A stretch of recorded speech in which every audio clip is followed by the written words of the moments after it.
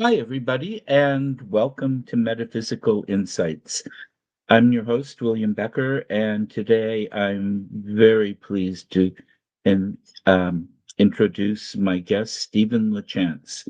Steven is a friend of mine. I'm very grateful to say a wonderful human being, an outstanding author, investigator. He's been on several of the big shows, producing, I think, some pieces of things. I mean, the credits go on and on and on. And part of what we're going to talk to about today is his new book that just came out. Stephen, welcome. Thank you. Thank you. Thank you, William. You know I love doing this show. I really appreciate that. That means a lot. But and if people want to ask questions or comment, you can. There's a comment place, and I have the power, Oh, and no. I can make them show up on screen. So there's so many things to talk about. Um, I'll put you on the spot a little bit. Um, where do you want to start? Do you want to start with your latest book? Do you want to start with kind of how you build up to this? Um, Well, I think, a good place to start is at the end, which here we are 25 years later. I mean, that's right. what this book is. And I think where I'm at this point of everything, of my research into the unexplained, supernatural, paranormal, whatever label you want to give it. And that's, I decided that I wanted to do something that was meaningful. I mean, you hit a 25-year mark in something and you go, I want to mark that somehow. And I Right. thought, well, I hadn't really written a lot about the paranormal for about 10 years, and then I did Zombie Road, which just recently. But this book I wanted to do because it took those 25 years and took what I learned through those 25 years and put it into a book. And what Mhm. that was when I boiled it down to a question, because I like to start things with a question, is what is a haunting? What have I learned about that thing? And what is that thing? Mhm. And it was interesting because as I went through it, in going through all of the research through the years, I found out that I still have more questions than I have answers. And that is Good. the amazing and the most exciting thing about everything that we do is because we don't know. you That's right. know, and we could theorize and we could talk about it. And the book goes through this. And I hope the idea is when readers get done with it, they sit back and go, what do I believe? Because that's the most important thing that we can do, right? Right. Is make people think what they think on their own. I've always said, I always kind of felt like this. I entered this as kind of like the average Joe. Mhm. I was not expecting to do this. I mean, this came out of nowhere and hit me upside the head. Yes. So I speak to the average person out there that was like I was at one point, and doesn't know a whole lot about this. And I hope I'm speaking to those out there that are doing the work now too, um, Mhm. because there's a lot we can learn from each other, and I think it's kind of our responsibility that way. I So that think was you're the right. start. It's fantastic. And I think you're right about learning from each other. And part of that is how to be responsible Hmm. and to look at all the whole picture. Hmm. So often people have a mindset or something, or it's just the way their brains work that they'll see this far or this far. They don't see this far. So, right, exactly. And the 360, all the way around everything. And that's important because we need to. really look at the whole picture as much as we can.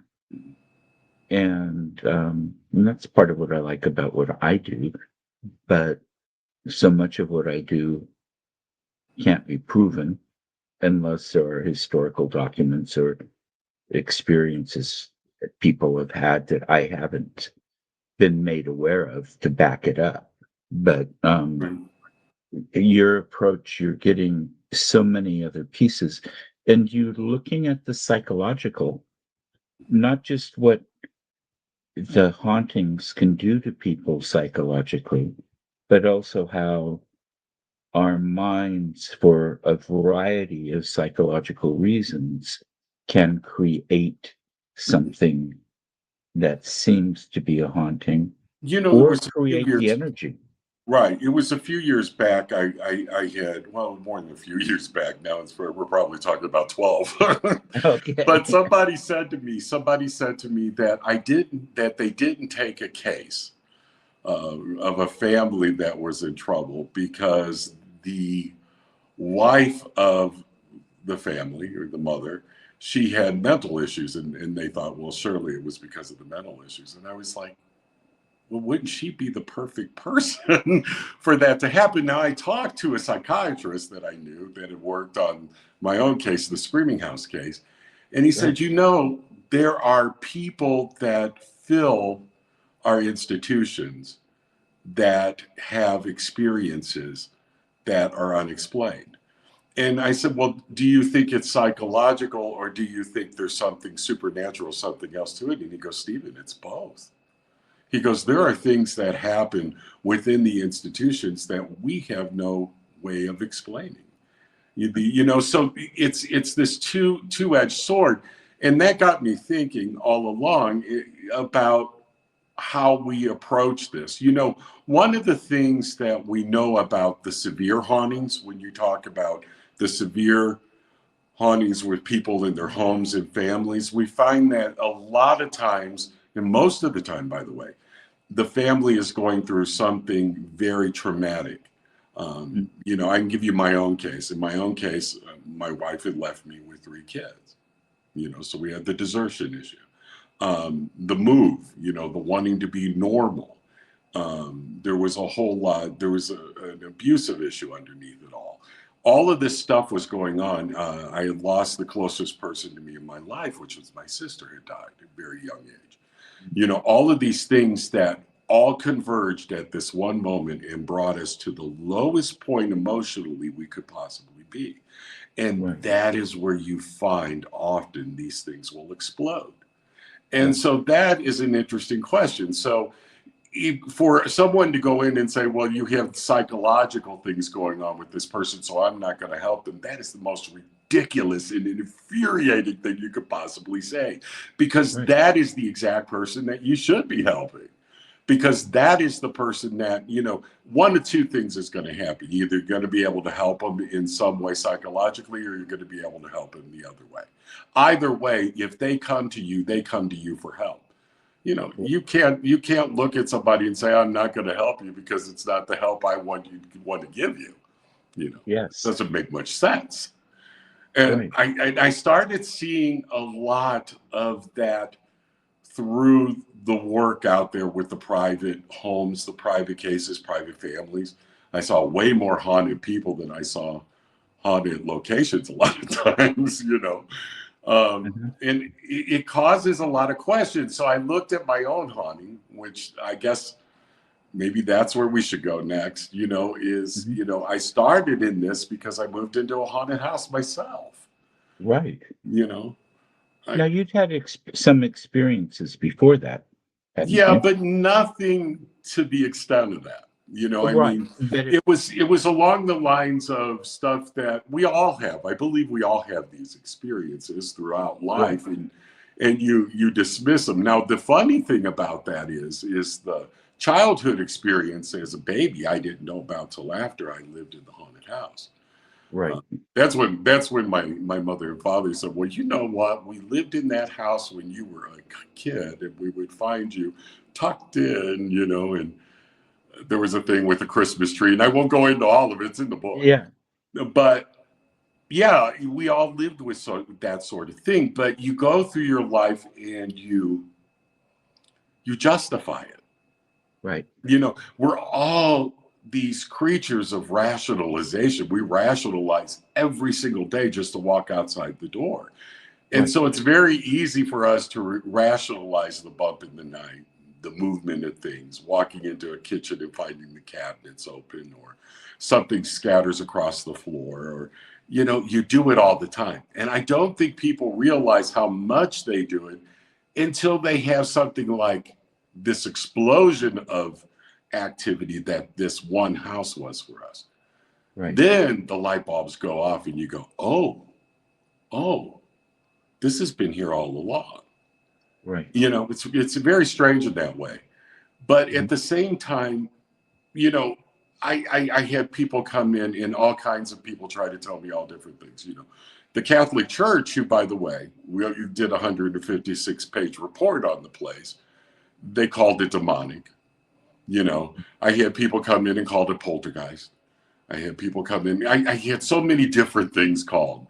I Right. had so many different names given to it, so many different things. And the thing is none of it settled. Mm-mm. None of it fit the box. We're all looking for boxes to put it into. Nothing Right. fit in the box. And that caused me to even want to ask more questions. And I always got asked, during the process of it all, are you skeptical? And I'm like, no, I don't think I was skeptical going into it. I Right. just never considered it. And now that I'm considering it, the possibilities are open to me. I'm just not ready to put a label on it.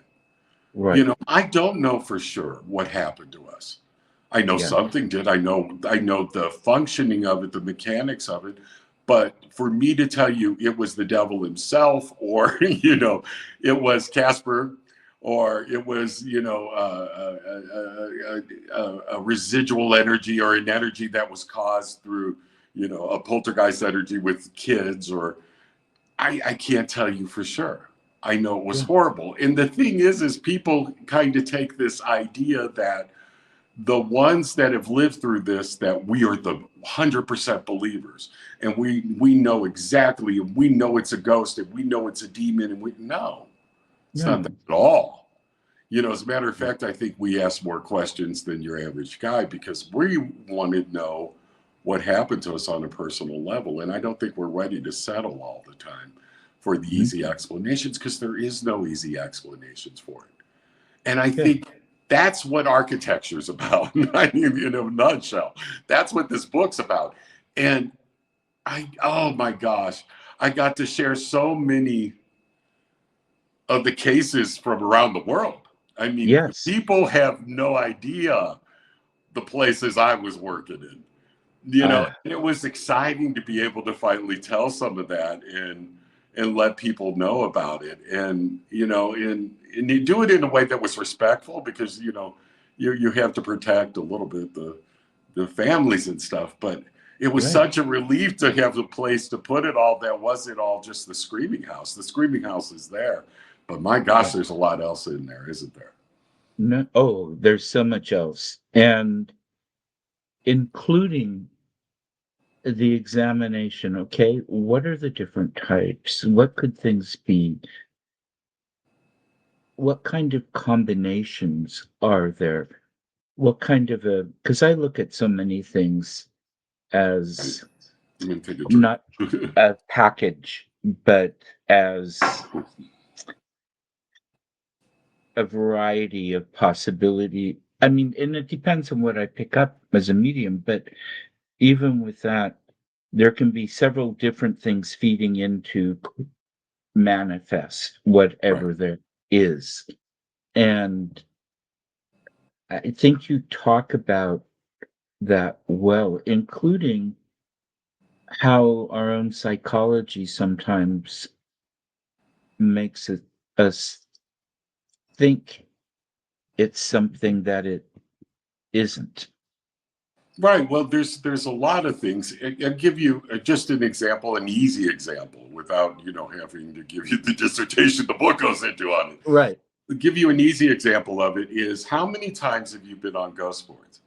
and you see somebody that is new to this, they just started and they've had some things happen to them, so they're kind of spooked. You know, spooky is an irrelevant term for all of us. Isn't some people it's the opening of a door.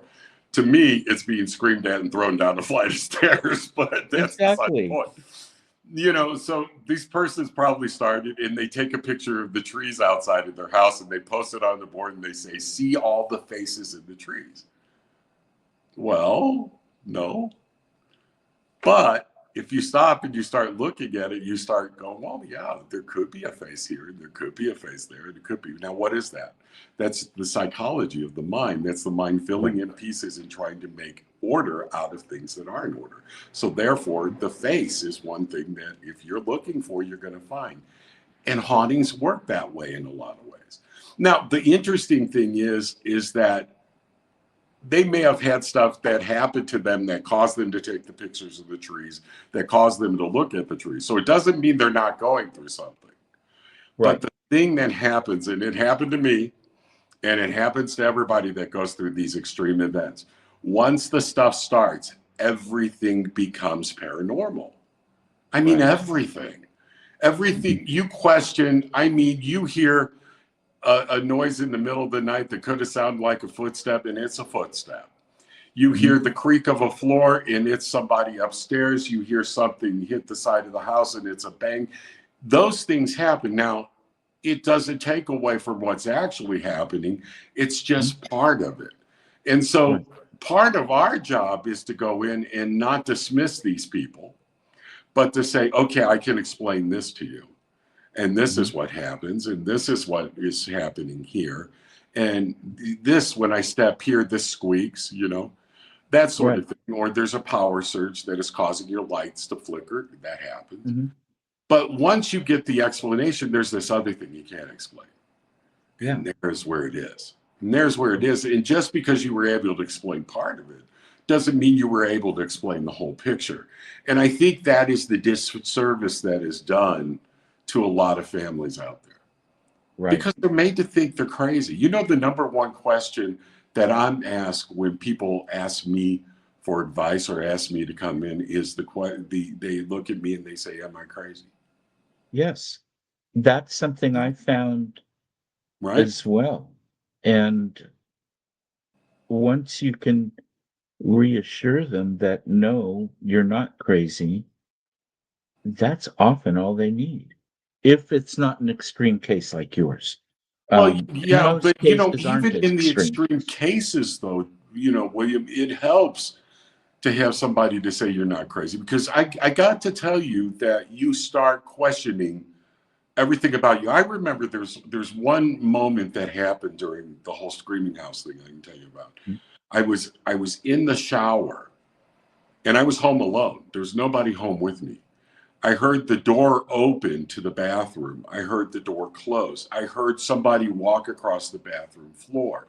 And then I saw them stick their face to the shower curtain and breathe in so it if you breathe in plastic so it surrounded their face.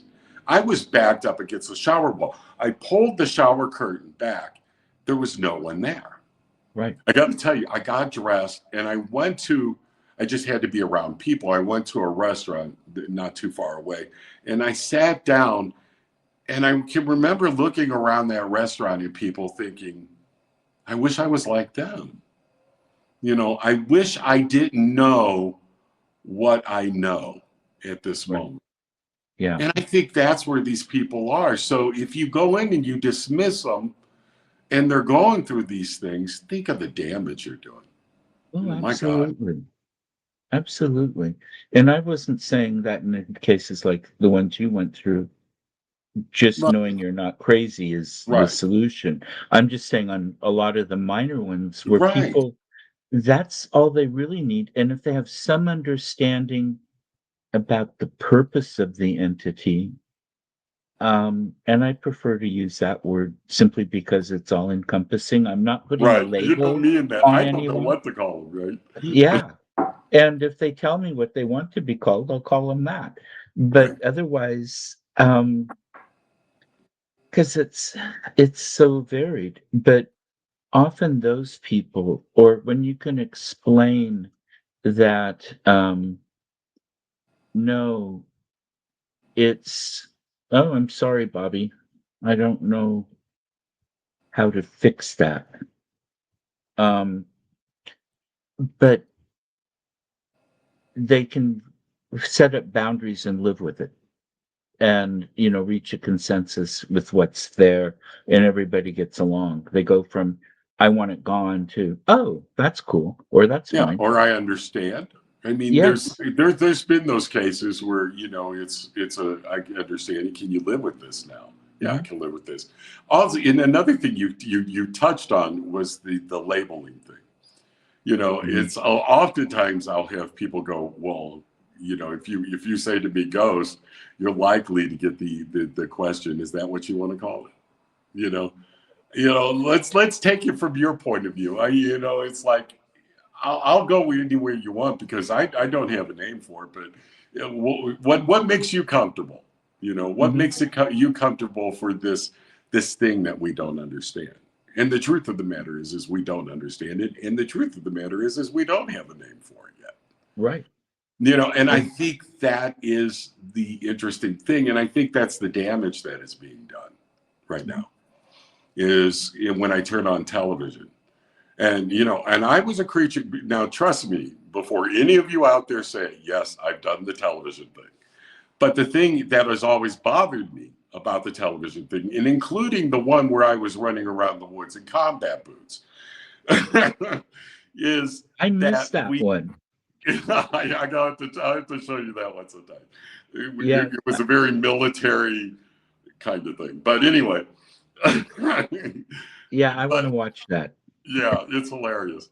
But the thing is that I get from all of it is that they like to tell people that this is it. Mhm. They like absolutes. Television likes absolutes. Mhm. Entertainment likes absolutes.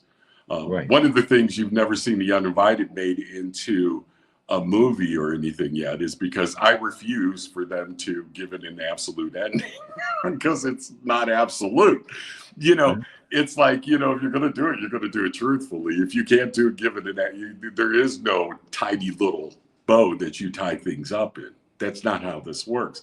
And in television, they want you to put something out that within an hour or 2 hours, depending on what you're doing, that Mhm. it's tied up with a little neat bow at the end, and everybody could go and be happily ever after. And it just doesn't freaking work that way. No. And And yeah, I think it's far more it's interesting when it doesn't work that way. right.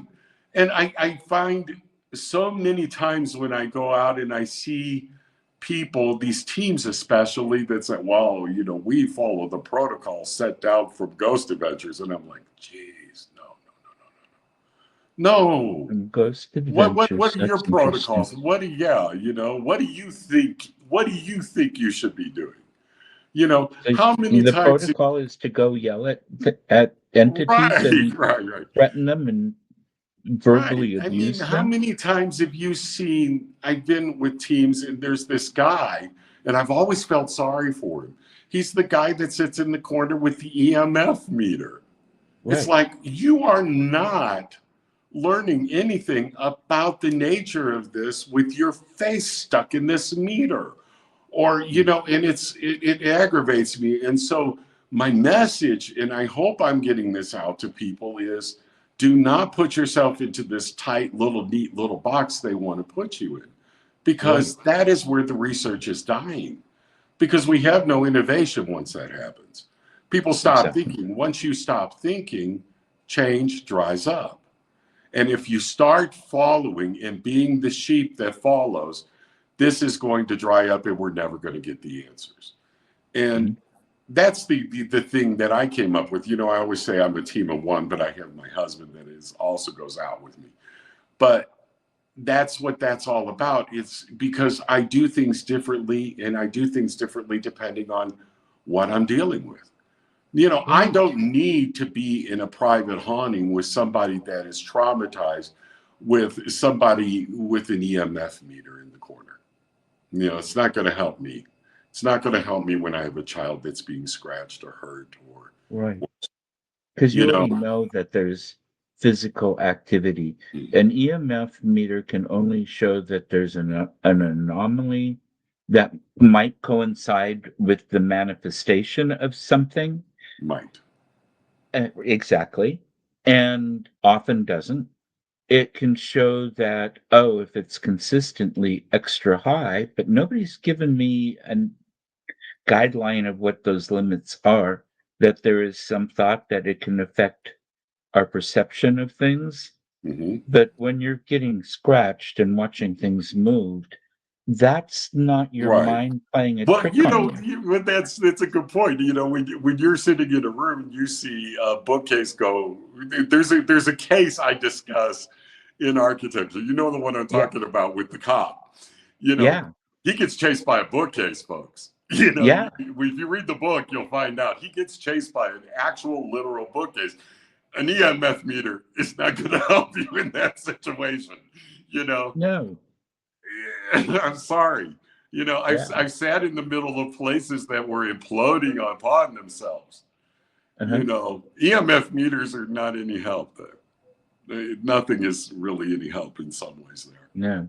You know, They can know certain kinds of things like that, or the K2 meters, which are not good meters, can help with communication sometimes if you can ask specific questions and have random and responses that match what you ask them to do repeatedly, right, and so that it's not just anything that's coincidental.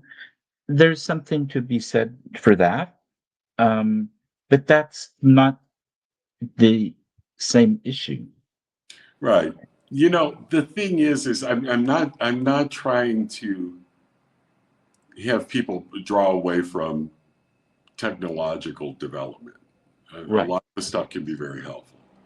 But what has happened in the process of all the cool little gadgets you see on television, that and most of them people are being used for purposes that are not what they were meant for anyway. But Right. and to be perfectly blunt with you, I got started by being a very good EVP guy. I mean, that Mhm. was my thing. I'm very good at EVP. But the thing is what has happened as our focus has become on the technology is we've forgotten the most important part and the most important tool that in a haunting situation, in any investigation, is our own senses, is us. Yes. And Right. that's when I ran teams, that's what I always did. I always did a portion of it where I took their equipment away and I said, now tell me what you feel. Tell Right. me what you see. Tell me, Mhm. and I found that if you really want to understand what's going on in a haunting, is you got to do it in the threefold method. First, you can use the equipment. There's a place and Mhm. time for that. Go ahead. Yes. Second, I want you to lock it down. By the way, I was locking down buildings and houses way before Ghost Adventures ever came on television and called it a lockdown. As a matter of fact, I kind of wonder if they took that from me. Uh, I wouldn't be surprised. Seriously, in Mhm. number three, I think you ought to go in and you ought to do the investigation from you take all the equipment away and you use it from a sense version Yeah. and experience it from all different angles. And I think if you can do that, I found that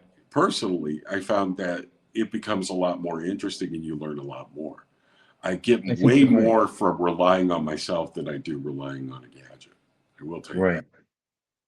And I understand a lot of the skepticism about that because it's easy for people to feel something or whatever that matches what their ego needs them to feel. Right. But here's the thing. I can answer this question real easy. This is for all my sensitives out there. And this is something I want you to learn from me. And I want you to remember exactly what I'm going to tell you here because this is how you should do it. I feel and I think is never it is and it must be. Understand. I feel, I think is not solid proof, but that's Right. valuable proof. You know, I want you to be out there saying, I'm feeling this, I'm seeing this, I feel this to be. But the problem is when I see you come into the boards and you say, this place is haunted by Aunt Mary who did this, because it's bullshit and you don't know what you're talking about. You know, most of the time. What I want you to do is say, I feel it might be, and then do the sentence. I feel it might be Aunt Mary haunting this place.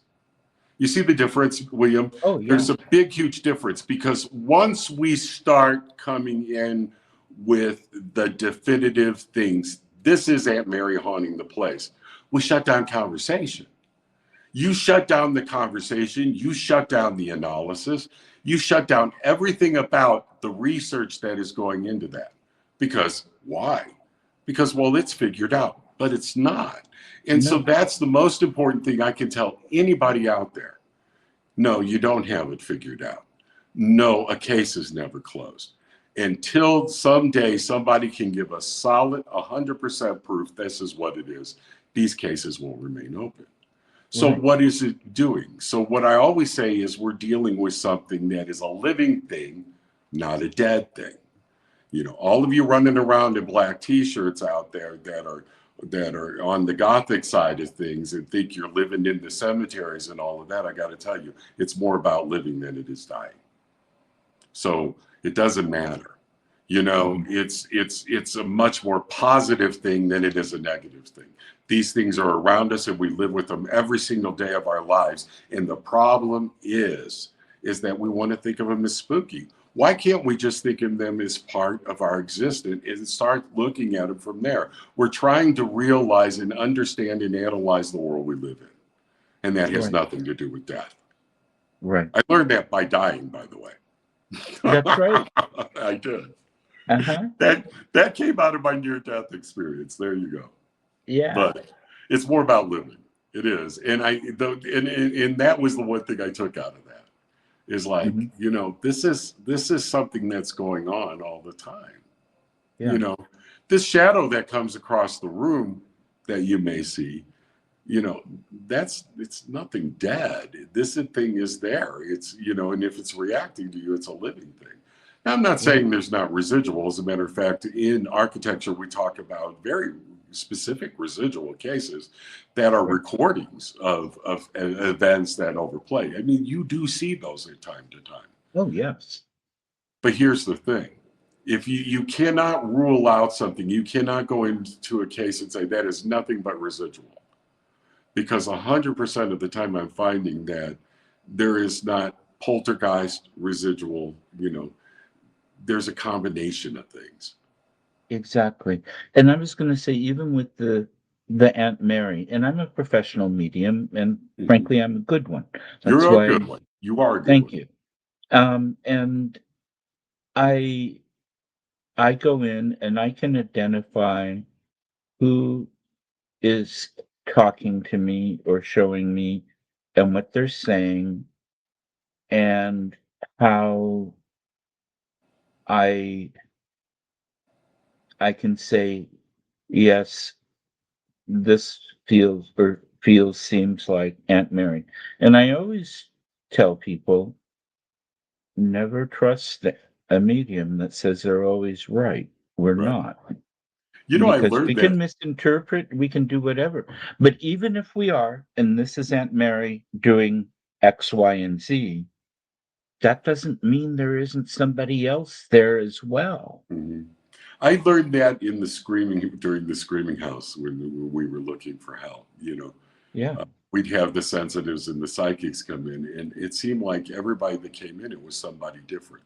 Oh, Thank you. it's this person, and oh, it's that person, and oh, it's this, and we have somebody here called Bob, and we have somebody here called Carol, or, you know, and I used to, and finally, I got to the point where I wanted to scream. I said, I wish I had a dime for every time somebody came in and told me it was this, it was that, it was this person, it was that person, but not one person would come in and tell me how to help, you know, Right. how to stop this thing from happening. You know, it was the most infuriating and frustrating thing. And then, of course, you're the bad guy if you say it. You're being ungrateful, or no, you know, if I go into somebody and I'm not helping them, I want them to look at me and say, "Are you going to help me or not?" Right. And I think that's where I differ from a lot of people because I had to go through it myself. Yeah. Yeah, I think you're right. And it's, well, with most things in life, and there's an issue with something. Okay, great. I am glad to have the explanation of what is the problem or could be the problem, but don't stop there. Right. Now, how do we resolve this? Right. I think, did you like in the book when we got into the religious side of things? Yes. Because I learned with the cases that I could not go in a case as it was a Christian case when it wasn't a Christian I was dealing with. And I give you a very specific case that I think is going to shock a lot of people when they read it. The little boy. Right. That one, I don't think a lot of people know about that, but that was a case where it was a Muslim in a different country doing something different. And, how do I couldn't go with that with a Christian point of view or a Catholic church point of view, or, Mhm. you have to adjust to what beliefs. I'm not a religious man, Right. um, at all. Mhm. In that sense, when I say religion, what this has taught me is I'm a spiritual man. You know, Exactly. my faith is an ongoing conversation with something that most religion would not, you know, want to admit to. It encompasses all. So when I'm dealing with somebody that's of a Jewish faith or Catholic faith, or I can deal with them in Mhm. those faiths because I understand what religion is, and I really Right. understand how to deal with them. I also understand of intention of objects such as a crucifix, holy water, Uh-huh. those things. As a matter of fact, people send me rosaries. I get rosaries. I used to get them. I don't, not as much anymore, but I used to get them all the time. I'm not Catholic, you Right. know, but I never got rid of them. And the reason I never got rid of them is because someone sent this to me with the intent that it was going to protect me. And that intent is the power in that item, you That's know. right. And I think that's the important part too. It gets interesting when you start getting into all these details. We cannot possibly go through everything this that I go into in the No. book, but this is a lot of it. Yeah. Um, no, I think you present it all very well in the book also, which is important. It's easy to see it and put it together. I hope after 25 years I can give investigators or people going through something. When I wrote The Uninvited, I didn't want to write it. My Mhm. first book. Um, I wrote it because first I needed to get it out. I Right. did. That book was an exorcism of sorts for my. Yes.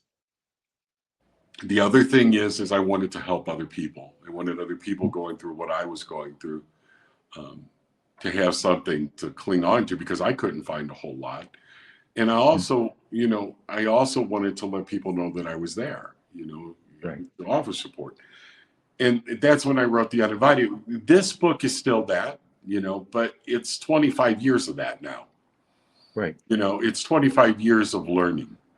Mhm. And I'm hoping that I'm going to lead these people, the investigators, and to open up their minds a little bit more, to see things as not a definitive thing that we're still learning, and to start asking themselves questions. If I can get people to ask themselves questions, that was the best 25 years I spent because Right. people are way too close minded sometimes. Yeah. No, I think you're right.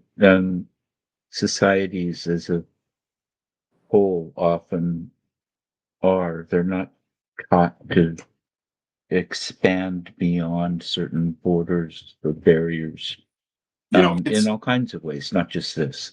I think it's interesting to be able to share a spooky story. You know, I can share a spooky experience with you, what happened, how it Hmm. happened, and it creep you out a little bit. Yeah. But then I take it and I dissect it for you too. You know, Hmm. I tell you why I think it is this and why it's that, and I give you all Exactly. of the different um, reasons why it could be. You know, it's is it being a hardline skeptic? No, because I got to tell you, the people out there that are living through things like what my family lived through in the Screaming House, if someone came along and was able to say to us with definitive proof, this is what it is, we would be grateful. You would be Yes. grateful to know. Does it take away from the experience of what you experience? No, it No. doesn't. You know, this idea that why I could come in and tell you it's not haunted. Well, you can prove that to me. I'd be really happy for you to do that. I'd be Hmm. happy to hear that. And I think Hmm. all of the other families would say that to you too. Yeah. It's not going to change the moments of horror or terror that we went through and all the emotional upheaval we went through. But man, it might make it a little easier to accept if we knew what it was. And to this Right. point, if anybody comes to tells you, they 100% know they're lying to you. That's right. And if you could know for sure, not only would it make you feel better that way, but it would also give a foundation to work from as to how to resolve the issue. Right. Exactly. How do you resolve something that you can't totally explain?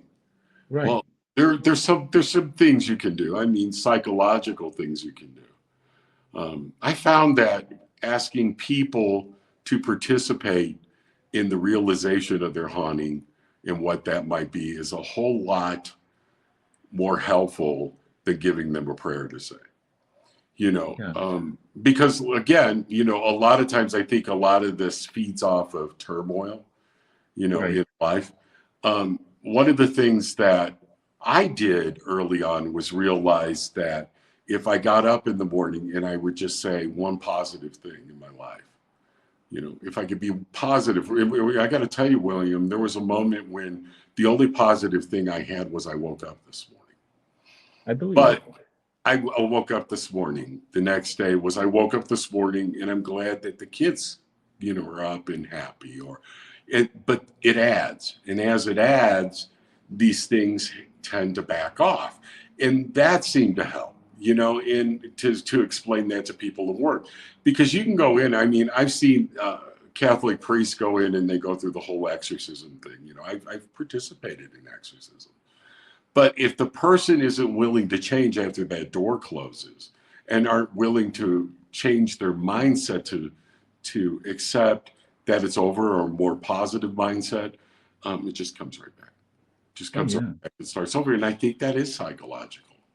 I Mhm. think there is a psychological component to that part of it. If nothing else, the psychological energy is drawing or Mhm. feeding that entity because Right. It's the that same, activity is a physical reality. like a And so moth to a that's, flame, right? yeah. Um, and we feed it. I have worked with people in their homes and such, some medium, just as in, okay, take arguments outside. Don't watch paranormal shows in the house. Don't watch shows of fighting or anger type things. Mix it up a bit. Open the drapes. Let the sunshine in. Bring things that are yellow in. Bring in flowers. Ours, yeah. Change the energy in the house and Clean with the it. people.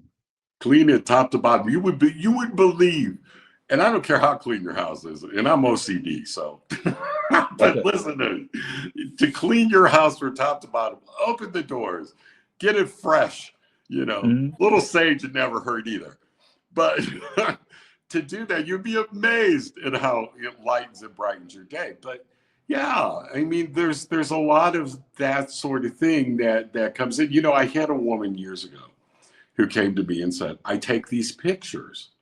And every time I take these pictures, there's these creepy things in my photos. And she would take pictures and she would show me, and there'd be these creepy things in her photos. And I mean, she would get it in Polaroids, you know, this Yeah. woman. And I said to her, I said, stop taking photos. Stop taking the photos. She couldn't. She couldn't. And it continued because she couldn't stop. You Right. know, so it's like the first thing, and I know you do this because I know you're like me this way. You walk into the house and you look at the bookshelves, don't you? Because I do. And I'm like, if Oh, I see more than one of my books on the bookshelf, I get real cautious. eh, Because you know, it's not that I'm going to say that they're making up stuff. It's at that point I'm like, are we wanting to be haunted? You know, you go through that question and stuff. And if that is the case, that's still something you got to deal with. You got to get them right. out. You know, and that's, you know, turn off the TV. You know, do something else. You know, all of Yeah. those things. I mean, but the thing is that the interesting thing is about the conversation we're having is there is not one set thing. Each and everything is different. Not Yes. everything's paranormal either. That's You right. know, so it's like you have to be able to stand on your feet and be able to adjust to what's going on. You can't go in with this idea, I'm going to go in and do this, and once my investigation's done, I'm going to leave them. You know, because you're not helping them. And it's like, I can't tell you how many times I've heard families tell me the team came in and they did this and they got pictures and they put them on the internet and they left and it was worse.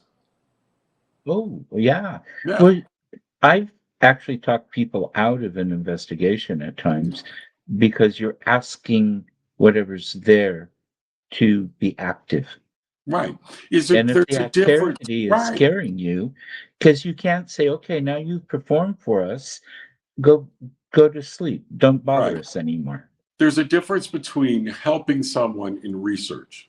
You know, I Yes. deal with my research side of things, very different than I deal with my helping people side of things. Hmm. You know, and I'm a researcher. Don't think I'm not. You Oh, know, yeah. I'm in there, and I'm a big historian too. As people are, I think you know that for sure. Yep. But Hmm.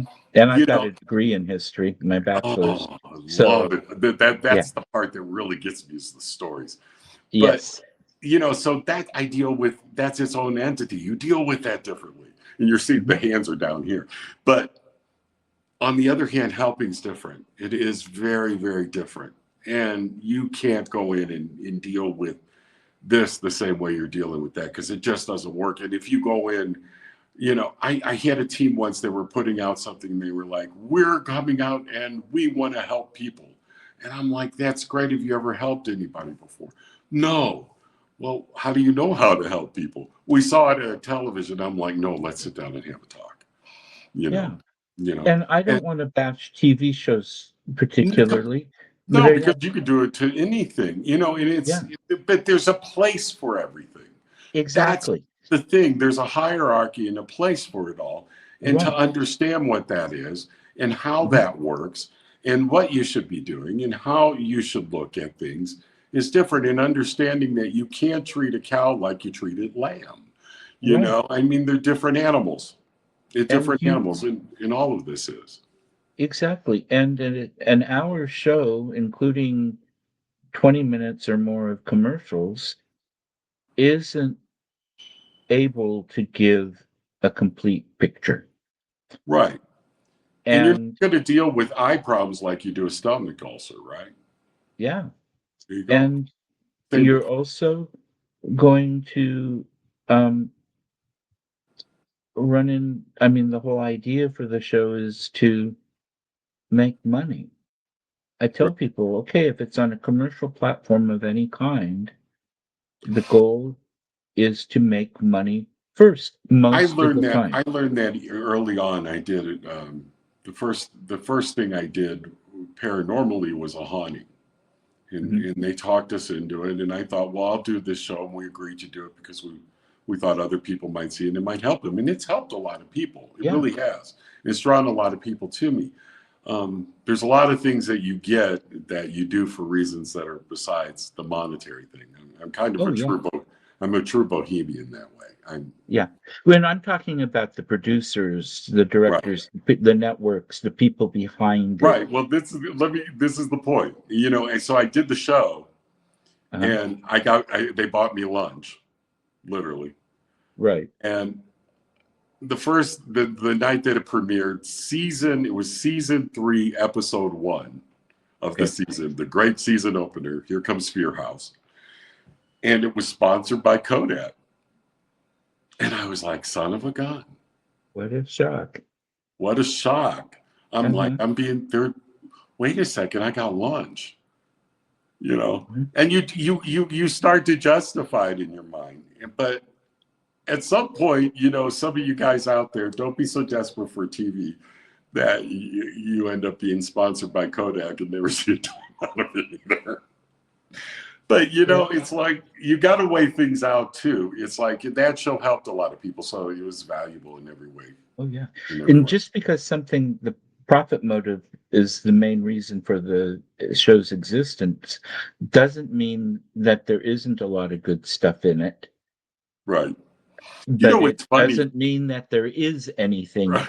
of value in What's it. funny is people think you're going to get rich doing this. I can't tell you how many people think that my wealth came from writing books.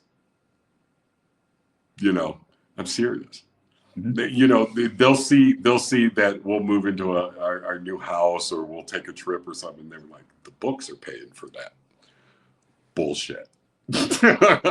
Anybody that thinks that book writing is like that today, like it was back in the days in maybe mid 70s when Stephen King was first writing, or the Amityville Jay Anson wrote it, it's not like that at all. People are not making that kind of money.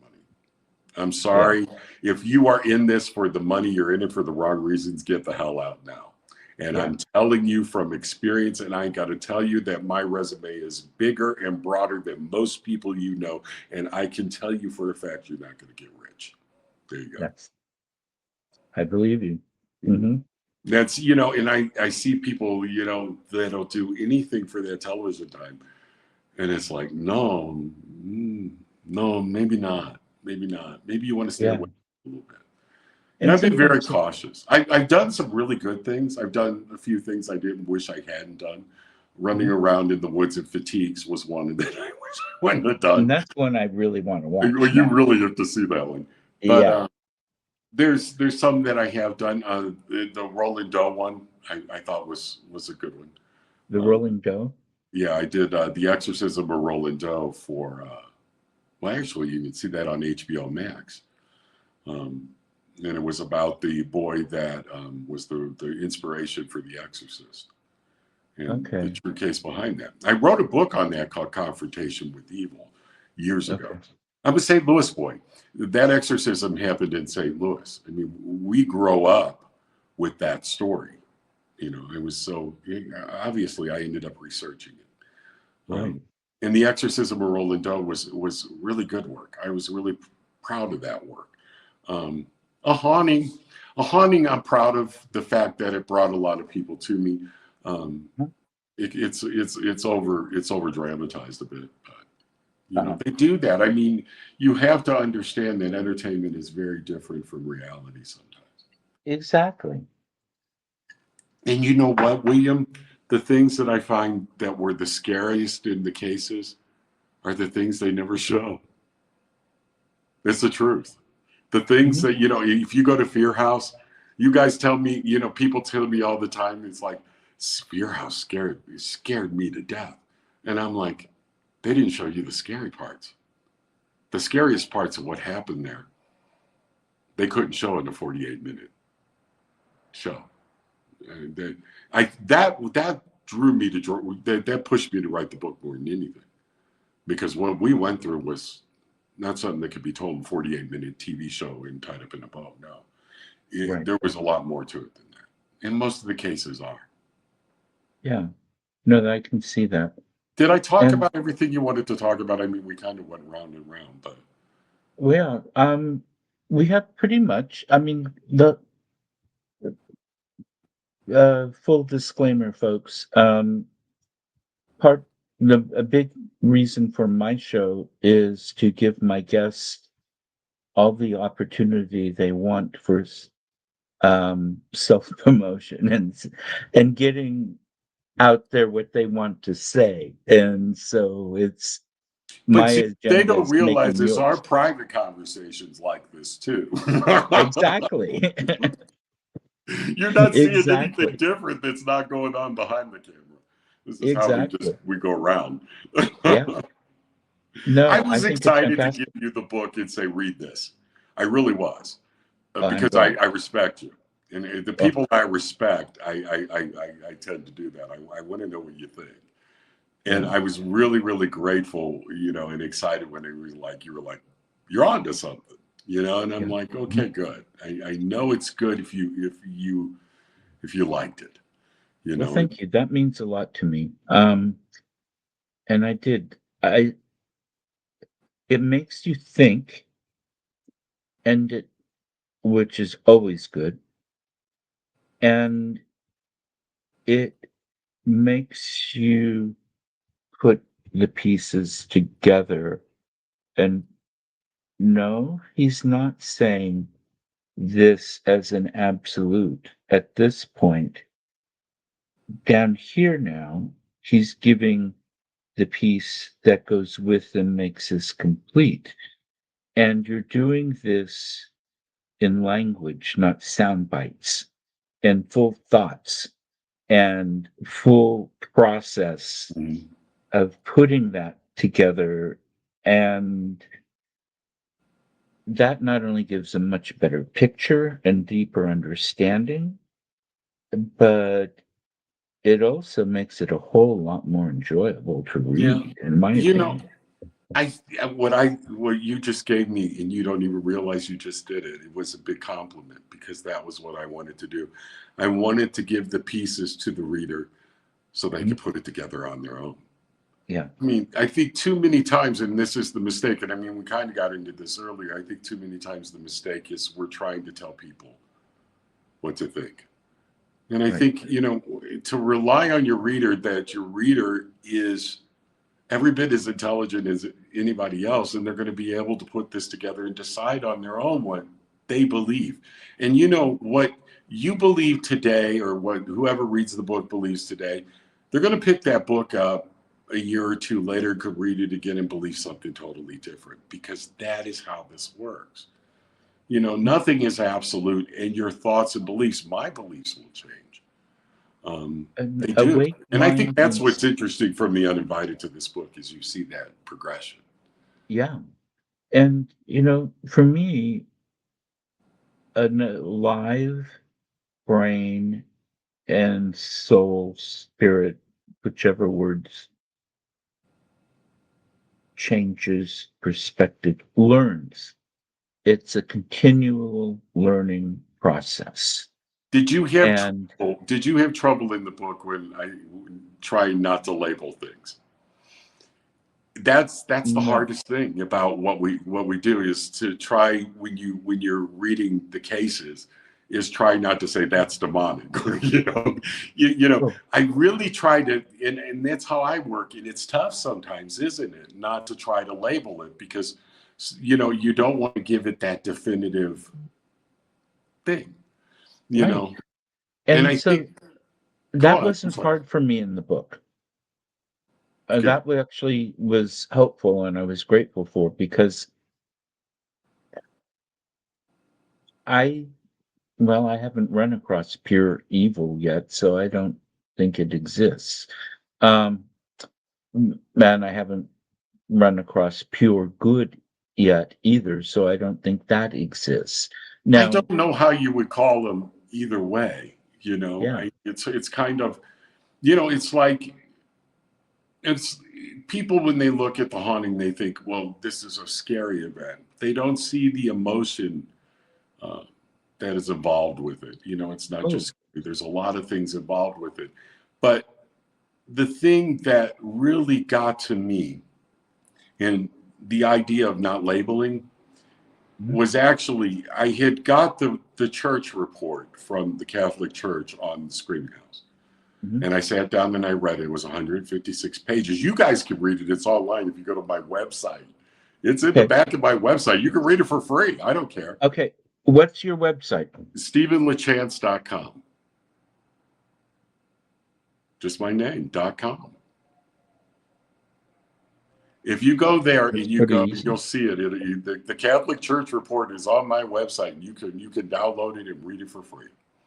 I Now, put it and up there people for can you. get to all the shows that you've been on there too. You can see most of them I put there. Okay. They can at least know where to go from there. I don't know Okay. if I've put. I don't know if I've actually. I don't, since we're moving, because I'm not at home right now, guys.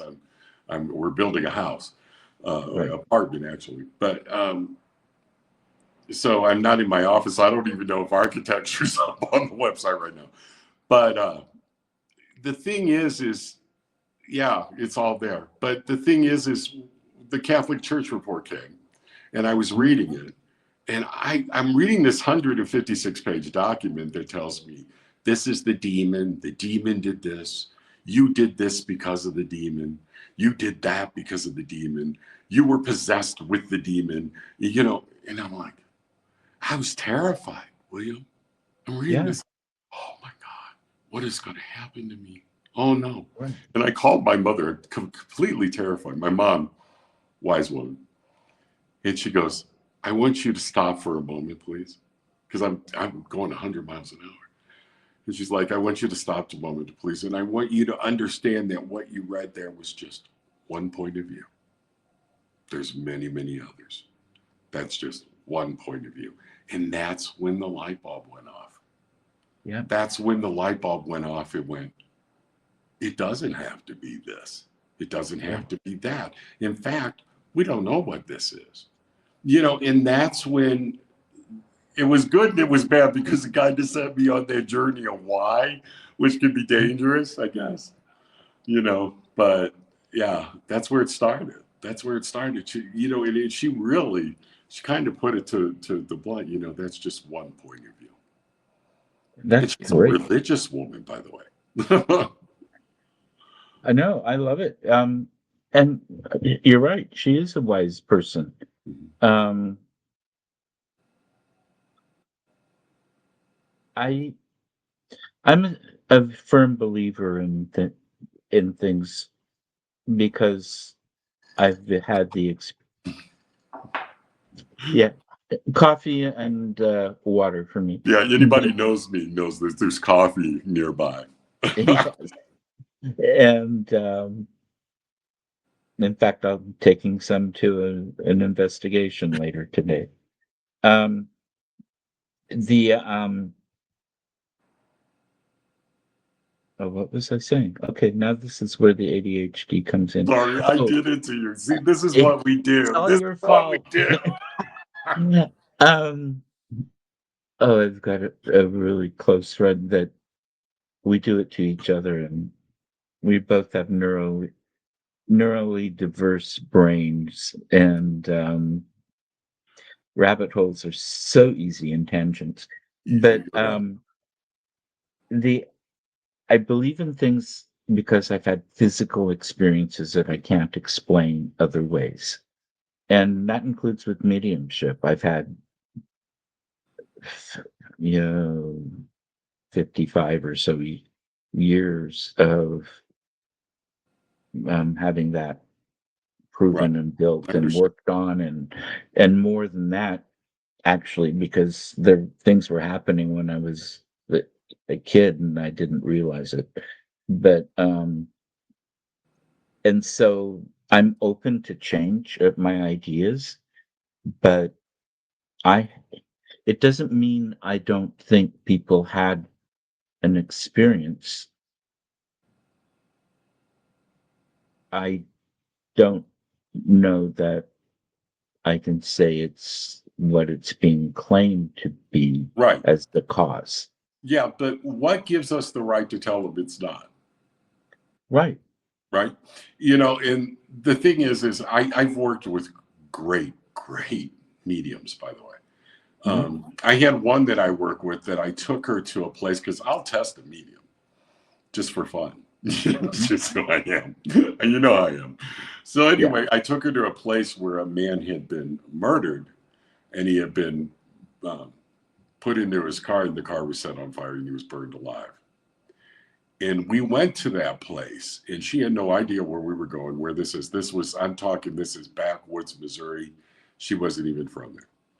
And I took her out to the place, and we got to the point, the part where he had died, where this event had happened. And she started coughing up literal smoke that you could visibly see coming out of her mouth. That's the kind of experience. Now go ahead and explain that. I can't. She couldn't. It happened. Right. You know, those things happen. What I want to say is that I'm never going to tell you you're wrong, but what I'm always going to tell you is you are not the only answer. Right. You know, there's a lot of other opinions out there. There's my mother again coming out. There's a Hmm. lot of other opinions out there. It's not just one. There's many. Right. And I think that's it. I think when you really want to boil that part of it down to something, that's it, isn't it? Yeah. That we need to be able to listen to each other. I said something the other day, and I think every medium on this earth thought I was downing mediumship, and I said something to the fact of I don't want my medium friends or my psychic friends to read me ever. I want to be surprised with where life's headed or whatever. And Oh, I think I replied on that one, yeah, you saying that reply. it changes anyway. Yeah, you changes as you go. I mean, you replied. I laughed at what you said, but there was some people I think they took offense to that. And Oh, I'm yeah. like, no, and it was in response to someone that was messaging me trying to tell me that this is going to happen and this is going to happen, and none of it was happening. Right. And I'm like, just don't do that. Don't do that, because I'm the wrong person to do that to, because first of all, I am very hard to read. And second of all, I want to be surprised. I don't want to know. Yeah. I don't want to know. And I don't want to predestine anything either, you know. Right. But it doesn't mean I don't believe in mediumship. I do. I do. And I've worked with some great ones. I'm just very cautious of how I do it, you know. Yeah. And I think that's very wise. And, you know, like I said earlier, we can be wrong. We are sometimes. And I think Um, you go out on there's a lot of, and I've spent a lot of time away from the boards, the walls of the paranormal groups. And lately I've been going back out. I would like to touch stone. I mean, I kind of took away 10 years where I was out doing my own thing and they weren't even hearing from me. So some of them were, some of them were still in elementary school the last time I yeah. had said anything. So I wanted to go out and meet some of them. But what bothers me is when I see that though, when someone will say something to the fact of, it's this or it's that, and without any inkling of dismissal or not any inkling of understanding, or somebody said, this is a residual. And I'm like, but it doesn't really act totally like a residual. What about this other part of it? And Right.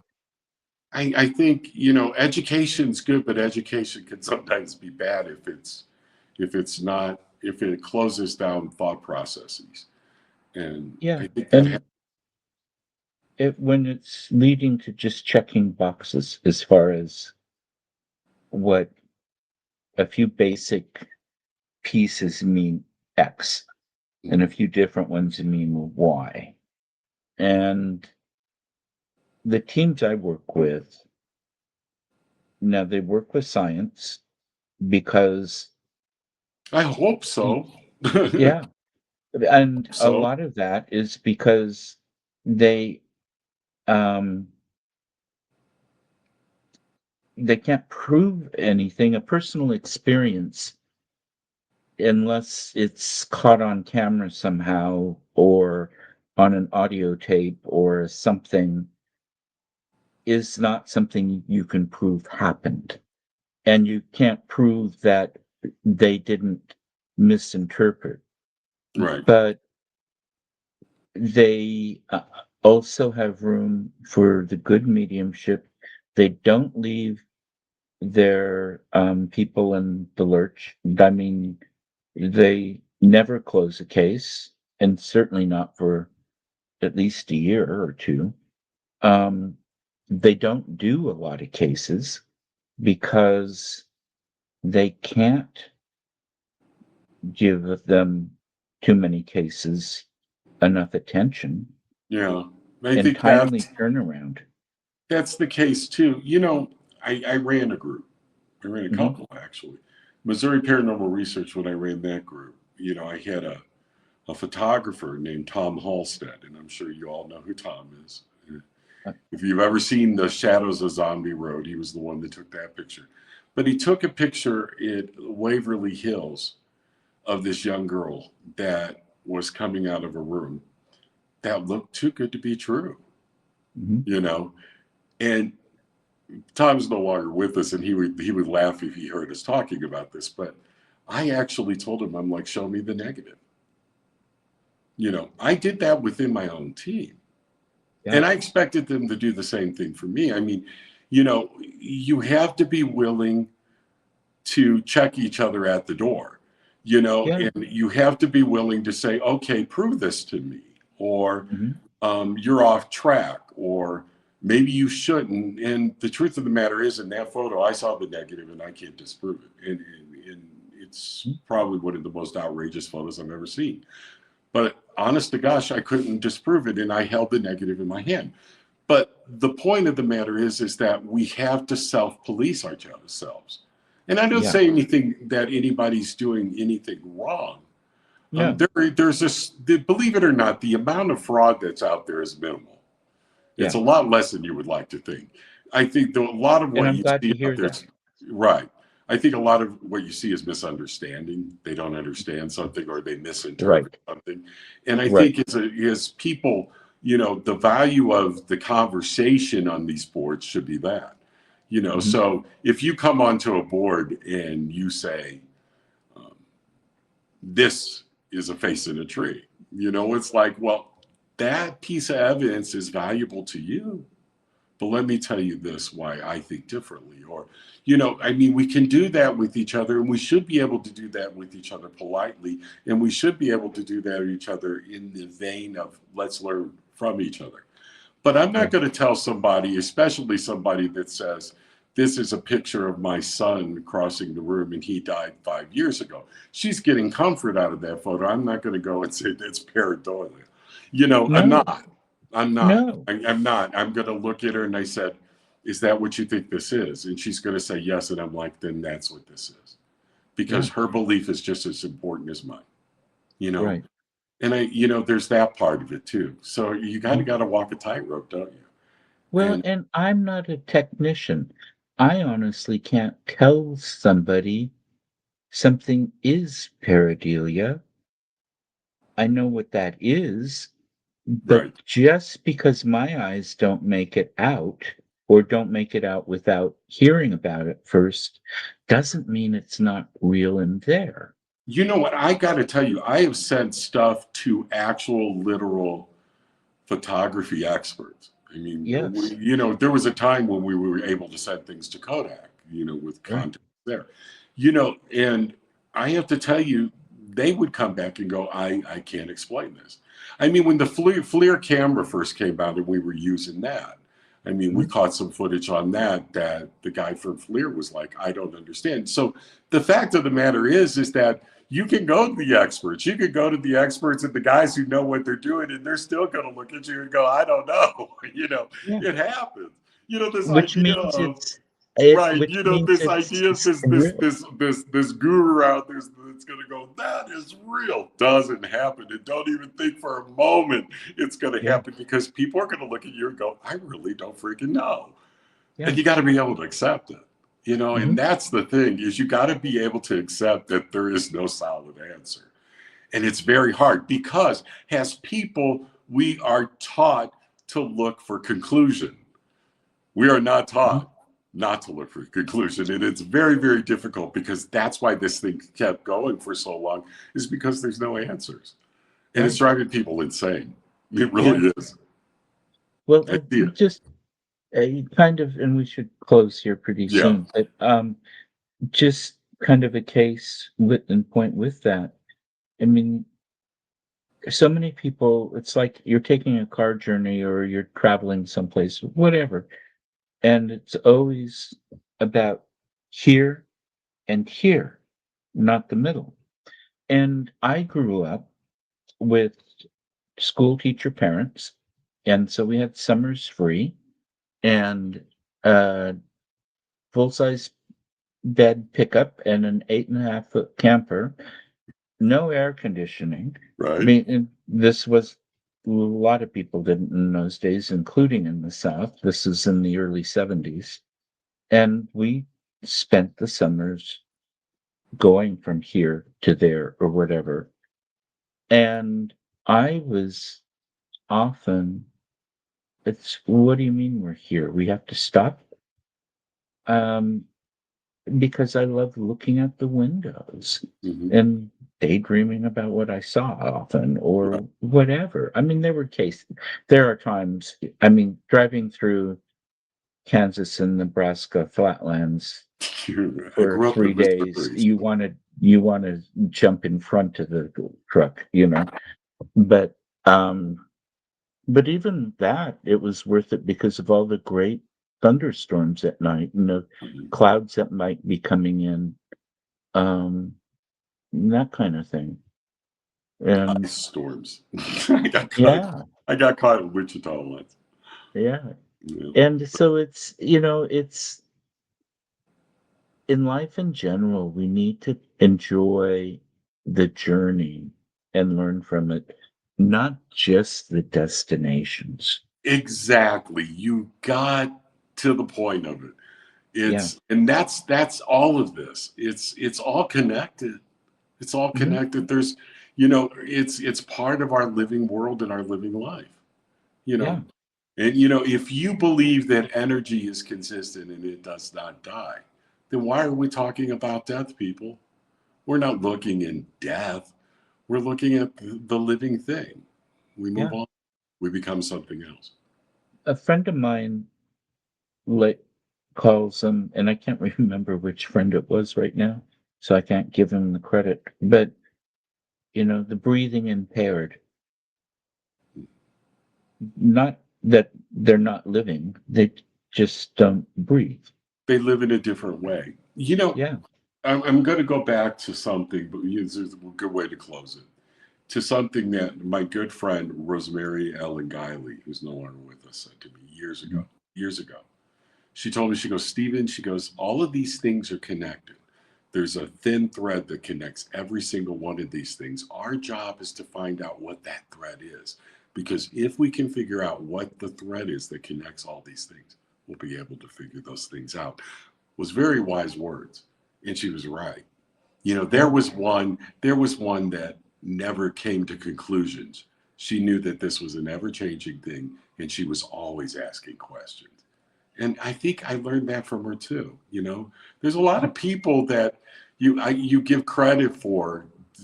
I can give credit for over the 25 years, and I can name drop them. You don't want to name drop, I guess, but all of them, they were so valuable. I mean, some of the big minds in this too, and they never always agreed with me. I mean, um, I can tell you, there was times Johnny Zaffis and I had some great arguments about stuff.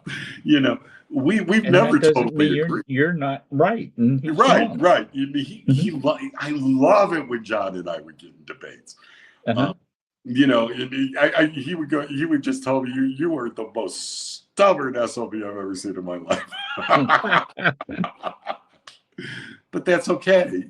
That's we're good friends to this day. But that's what this is. It's Mhm. okay. It's not being mean. Get out there. This world was built, our society, our modern society was built on debate. If we quit talking, if we quit debating, let's just put it on in because the learning's done. It's Yeah, done, you know, exactly. and that's what it is. That's what I've learned in 25 years. There are no answers and we're not finished. There's more to it than that, but Yeah. uh, it's what it is. I hope people get the book. I hope they read it. I've kept it. I mean, if you download it digitally, it's only $3.99. I kept it as low as I possibly could, you know, because I want people to read it. This book is. I want you to. the people out there doing the work to get it. And I want them Right. to read it. And I want them to understand it or go to the library and put one in their library because I want people to read it because I think there's some valuable things in it. I hope, Yeah. or No, 25 there years are. plus. And there's a lot of value and interest in the book too for people who aren't actively in doing research and Right. investigating. It's But it's written for both. I mean, you yeah. if you want to sit down and you want to read it for entertainment's sake, you can. Mhm. Um, I think you could. I mean, there's enough of the creepy ghost stories in it for that. But Well, there's it this isn't it's a creepy life book. ghost. Oh, I'm sorry. I talked And over it's a you. life book. It's about living in life, really. Yes. Yes. And it's a thinking book. And you don't have to be looking for the thrills to get a lot out of the book. The ghost I stories think, don't. but people are good. From an honest author standpoint, I know there are those people that are going to read it for that reason. I got to tell you, Oh, the yeah. most shocking thing to me about writing The Undivided was when Mhm. somebody said, came to me the first time and said, I read your book. It scared the hell out of me. That was the most horrible thing I have ever read. And I'm like, I can hear you. This is about my life. Yeah. When people are telling you this is the most horrible thing I ever could imagine happening to anybody, I'm like, you're talking about me, I'm here, okay? Yeah. you know, yeah, Yeah. so yeah, there is that part of it. So I think the people that read it for that reason, and it becomes hard when you become the legend, the living, you live with your own legend. I look at the Screaming House now, I don't have to talk about it a lot anymore Right. because the legend of it lives on. I have the urban legend of it. You would believe some of the things I've heard, and I just laugh. You Yeah. know, it's kind of weird to be on the cusp of living it has from a person that is part of the urban legend that's still alive that gets to see the telephone game work. Right. And I get a kick out of that. Yeah. I do. I do. I'm like, oh my gosh. I was a cabaret performer once in Oh, Germany, I think they said. Serious, you wouldn't believe some of the stuff I've heard. was I it at just, the Kit Kat Club? well, yeah, I'm like, man, you're close because I would have loved to have lived in Weimar. That would have been a blast. Yeah. Yeah, you'd be surprised at what I've heard and in the judgments that people make, and it's so you get used to that, so you ride it with that in mind too. Yeah. So there has to be that, but tell the stories the best you can. Be honest about them. Right. Let people get what they can out of them. My mother told Mhm. me very early on when I was writing The Undivided, she goes, you tell the story the best way you know how. You Right. don't change it for anybody. You don't soften it for anybody. You tell them the way that happened and they accept it or they don't. That's up to them. But at Yeah. least your conscience is clear. And that's how I deal with these things. Yeah. That's how I handle them. And it's like, if I can do that, if I can give you something that makes you question things in your own life, then okay. Then Yeah. that's the game. That's the game. Yeah. You know, I'm a pretty normal guy. Otherwise, I'm pretty boring. There you go. I don't know. Um, but I think that's a great place to kind of wind up here. Stephen, I can't thank you enough. This I has been can't so thank much you fun. enough. I can't thank you enough. This is our third show, and I always enjoy our conversations. I've turned down shows, big shows, but I never turned down a William Becker show. That makes me feel so good and so humbled. I do So, not do a lot of these. You know that. I yeah, don't. I do. And I just don't. And I'm comfortable. It's good to talk to a friend. And, Yes, and I think people get more out of these because we get along so well. I think so. I think so. But thank you. And yeah. Oh, you're welcome. Thank you. And for all of you who have watched or will be watching later, thank you so much. and I'll be back in a couple of weeks. So take care, everybody.